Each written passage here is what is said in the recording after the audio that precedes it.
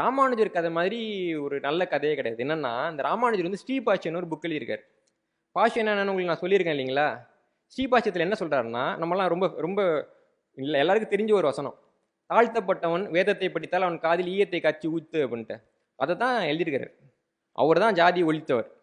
அந்த ராமானுஜரை தமிழ்நாட்டுக்குள்ள வராதன்னு துரத்தின சோழர்கள் கெட்டவங்க இவங்களுக்கு இல்லைங்களா? அப்ப தமிழ்நாட்டில் வர்ணாசிரமம் வர வேண்டும் என்று தனது நூலில் எழுதின ஒரு ராமானுஜர், அவருக்கு தாய்மொழி வேறங்கிறதுனால அவர் தான் தமிழ்நாட்டில் வந்து சாதி ஒழிப்பை கொண்டு வந்தார் என்று இன்றைக்கு இருக்கக்கூடியவர்களாம் பேசிக்கிட்டு இருக்கிறாங்க.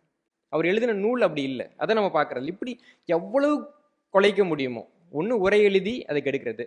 இதெல்லாமே இப்போ நான் சொல்ல அந்த நூல் எல்லாத்துக்கும் என்ன ஒரு பொருத்தம்னா, இதெல்லாமே வந்து பார்க்குறப்போ நாயக்கர் கால நூல்கள். உவேசா அவர்கள் என் சரித்திரம் நூல் அது 1830கள் கிட்டக்க எழுதப்பட்ட 50-30 அந்த காலகட்டத்தில் எழுதப்பட்டது. அதில் ரொம்ப தெளிவாக குறிப்பிடுறாரு, 200 ஆண்டுகளுக்கு முன்பாக தஞ்சையை ஆட்சி செய்து அப்படின்னு குறிப்பிடுறாரு. உவேசாவோட காலகட்டத்துக்கு 200 வருஷம் முன்னாடி சோழர்கள் ஆட்சி பண்ணாங்கன்றது எனக்கே தெரியல இல்லைங்களா? இப்படியாக எது கிடைச்சிச்சுனாலும் எதை வந்து சோழர் பேரில் எழுத முடியும், எதை தமிழர் பேரில் எழுத முடியும், எதை சொன்னால் அவமானப்படுவான். இதுக்கெல்லாம் என்ன தெரியுமா காரணம்? இப்படி எவனாவது ஒருத்தன் ஒரு விளக்க உரை எழுதிட்டு வர்றப்போ எங்கேந்திரா நான் எழுதுனேன்னு நம்ம கேட்காம இருக்கோம்ல.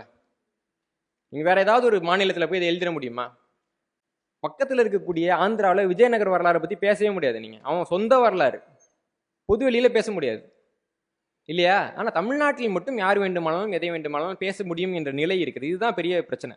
இது போக பார்த்தீங்கன்னா அந்த கல்வெட்டு செப்பேடுகள்னு சில இதெல்லாம் இருக்கு. வரலாற்றில் ரொம்ப அடிப்படையானது.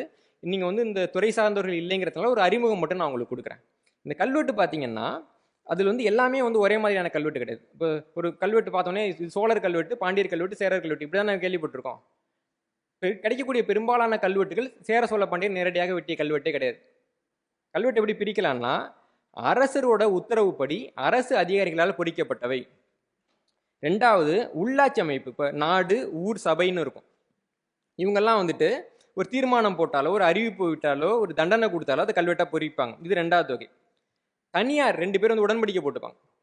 நம்ம 2 பேரும் செஞ்சுட்டு இதை பண்ணலாம் அதை பண்ணலான்ட்டு. அந்த உடன்படிக்கையை அவங்க கல்வெட்டில் எழுதி வைப்பாங்க. நம்ம சொல்கிறோம்ல, போயிட்டு கல் எழுதிட்டு கீழே உட்காந்துக்கிட்டு, நிஜமாவே அன்னைக்கு கல் எழுதிட்டு கீழே உட்காந்துட்டாங்க. அந்த கல்வெட்டுகள் நமக்கு கிடைக்கும். தனிநபர் கல்வெட்டுகள். அதுக்கு அடுத்தது பார்த்தீங்கன்னா அரசாங்கம் வந்து ஒரு அறிவிப்பு வெளியிடும். ஒரு திட்டமோ ஏதாவது ஒன்று வெளியிடுவாங்க, கொடுப்பாங்க. அந்த திட்டத்தில் வந்து பயன்பெற்றவங்க, அந்த திட்டத்தை பயன்படுத்துகிறவங்க, நாங்கள் அதை பயன்படுத்துகிறோம் அந்த திட்டத்திலே இது பாதுகாக்கப்படுது அப்படின்னு வெட்டி வைப்பாங்க.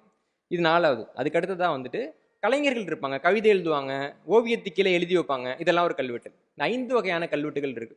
ஆனால் நமக்கு வந்து இந்த 5 வகையான கல்வெட்டு இருக்குன்னே சொல்லாமல் கல்வெட்டை பார்த்த உடனே சோழர் கல்வெட்டு, பாண்டியர் கல்வெட்டும்பாங்க. எப்படி சொல்கிறாங்க அப்படின்னு பார்த்தீங்கன்னா, கல்வெட்டு ஆரம்பிக்கிறப்போ ஆண்டை குறிப்பிடணும்னு ஒரு தேவை இருக்கு. இது என்ன ஆண்டு? இப்போ கிபி 2024. இப்போ நான் கிபின்னு சொல்கிறேன், நம்ம கிறிஸ்துவ